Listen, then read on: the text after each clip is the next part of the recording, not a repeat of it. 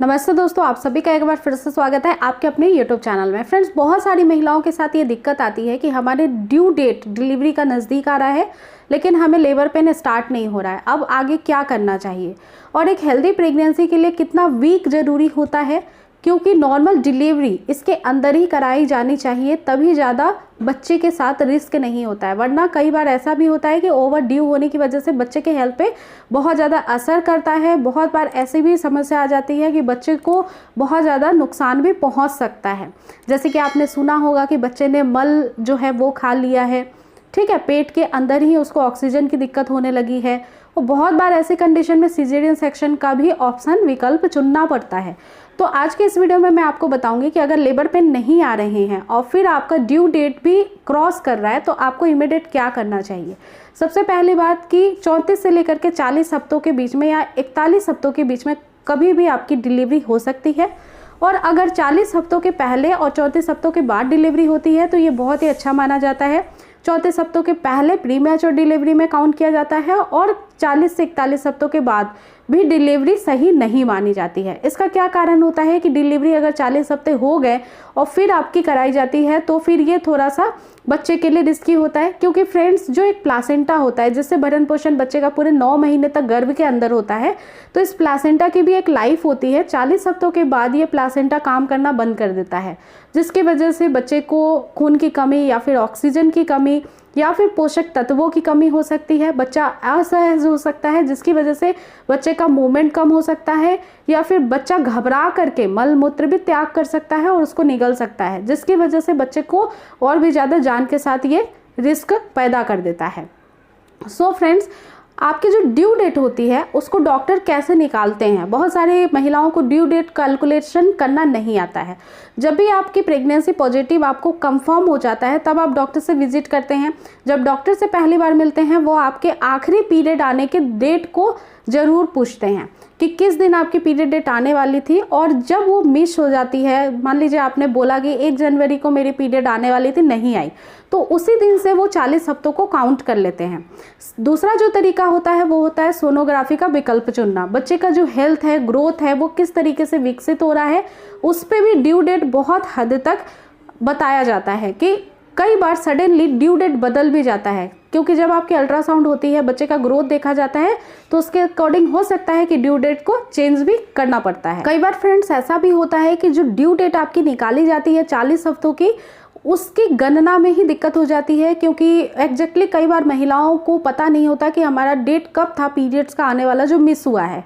तो ऐसे कई सारे रीज़न हो सकते हैं जिसकी वजह से डिलीवरी का एग्जैक्ट टाइम नहीं पता है, एग्जैक्ट वीक नहीं समझ में आ रहा है 40 हफ्ते, तो उस कंडीशन में भी गलत ड्यू डेट हो जाती है, जिसकी वजह से आपको लगता है कि अब हमारा 40 हफ्ता कंप्लीट हो गया लेकिन लेबर पेन नहीं आया। अब जब आपको डिलीवरी का कोई सिम्टम्स नहीं दिखाई दे रहा है और ड्यू डेट भी ओवर हो चुका है, तो ज़्यादा से ज़्यादा 1 या 2 वीक के लिए ही वेट करना सही होता है। उसके बाद तुरंत आपको इमीडिएट कोई डिसीजन लेना होता है। कई बार ऐसा भी होता है कि आर्टिफिशियल आपकी डिलीवरी पेन करवाई जाती है या फिर सिजेरियन सेक्शन कर दिया जाता है बच्चे के हेल्थ को देखते हुए। और इसके अलावा फ्रेंड्स आपको क्या करना चाहिए, तो देखिए फ्रेंड्स, जब भी आपको ड्यू डेट जो भी दिया गया उतने टाइम तक तो वेट करना चाहिए। डॉक्टर जब भी आपको बुलाते हैं लास्ट मंथ में जो आपकी ड्यू डेट दी हुई होती है, तो उस समय आपकी चेकअप वगैरह ज़्यादा की जाती है, क्योंकि उस समय देखा जाता है कि नॉर्मल डिलीवरी के लिए आपका बॉडी रेडी हुआ है यानी प्रिपेयर्ड हुआ है या नहीं। तो जिस अनुसार डॉक्टर आपको गाइड कर रहे हैं उसी के अकॉर्डिंग आपको डिसीजन भी लेना चाहिए। कभी भी खुद से बहुत ज़्यादा एक्सपेरिमेंट अपने ऊपर नहीं करना चाहिए, जैसे कि हम बहुत अधिक वेट कर लेते हैं, ठीक है, कोई कॉम्प्लिकेशन है, नॉर्मल डिलीवरी नहीं हो रही है, तो फिर आप बहुत सारे ऐसे एडवाइस भी सुनते हैं उल्टे पुल्टे। तो ऐसा कोई भी विकल्प आपको नहीं चुनना चाहिए, एक्सेप्शन ऑफ दिस कि आपके बच्चे का हेल्थ आपके लिए ज़्यादा जरूरी है। इसके अलावा फ्रेंड्स, कई बार ड्यू डेट के बाद या फिर देरी से डिलीवरी होने का ये भी कारण होता है कि प्रीवियस बैक हिस्ट्री में कोई ऐसा आपके साथ डिलीवरी का हो चुका है, पहले आपके बच्चे थे उसमें भी आपको ड्यू डेट के बाद डिलीवरी हुई है, या फिर आपके घर के अंदर माँ के साथ, बहन के साथ, या फिर जेनेटिकली ऐसा कुछ भी है आपके बॉडी में, या फिर आपके फैमिली से मिला हुआ बैकग्राउंड है, तो ऐसी कंडीशन में भी लेट हो सकता है फ्रेंड्स।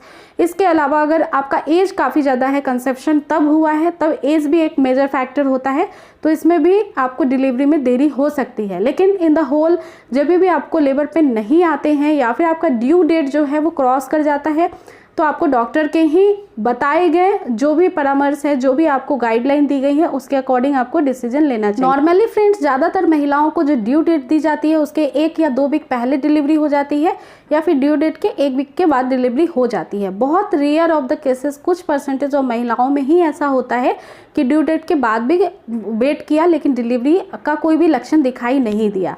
तो ऐसी कंडीशन में फ्रेंड्स आपको पूरे अपने ऊपर ध्यान रखना चाहिए और डॉक्टर के बताए गए सारे जितने भी गाइडेंस है उसके अकॉर्डिंग ही आपको डिसीजन ले लेना चाहिए तुरंत इमीडिएट, क्योंकि ये आपके बच्चे के हेल्थ के लिए ज़्यादा अच्छा होता है। साथ ही साथ जरूरी सोनोग्राफी टाइम पे कराते रहना चाहिए, जिससे कि बच्चे का हेल्थ का आपको पूरा नॉलेज मिलता रहे कि उसको अंदर कोई भी दिक्कत तो नहीं हो रही है। बहुत ज़्यादा पैनिक होने की ज़रूरत नहीं है जब आपकी ड्यू डेट क्रॉस कर जाती है, क्योंकि आपकी अल्ट्रासाउंड हो रही है, बच्चे का हार्ट मॉनिटरिंग चालू रहता है, तो आपको घबराने की ज़रूरत नहीं होती है।